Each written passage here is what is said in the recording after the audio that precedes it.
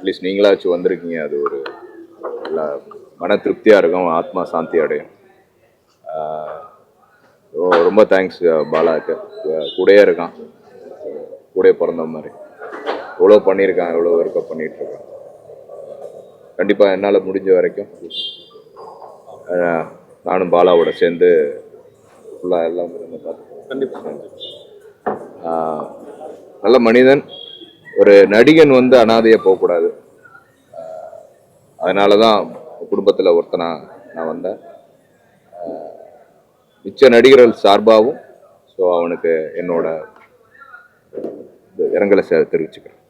கிட்டத்தட்ட 20-25 வருஷமா திரைத்துறையில் இருக்கவர், பல படங்களில் துணை நடிகராகவும் நடிச்சிருக்காரு, டப்பிங் ஆர்டிஸ்டாகவும் ஒர்க் பண்ணியிருக்காரு. ஆனால் அவருடைய இறுதி மரியாதைக்கு கூட பெரிதளவில் நடிகர்களோ திரைத்துறை சார்ந்தவர்களோ கலந்து கொள்ளலை அப்படின்றது.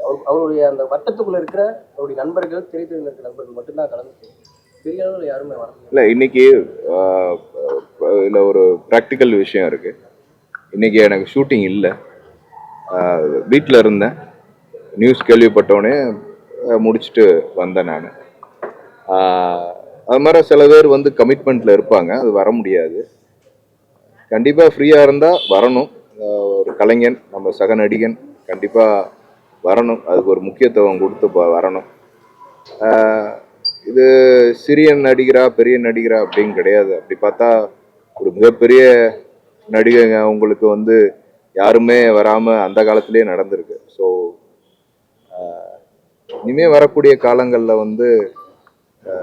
நம்ம உண்மையிலே அந்த டைம் நம்ம ஃப்ரீயாக இருந்தால் கண்டிப்பாக வரணும். ஃப்ரீன்னு சொல்லக்கூடாது.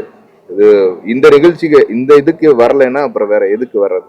கல்யாணத்துக்கு கூட போகாமல் இருந்துடலாம், இறப்புக்கு வராமல் இருக்கக்கூடாது. என்னோட இது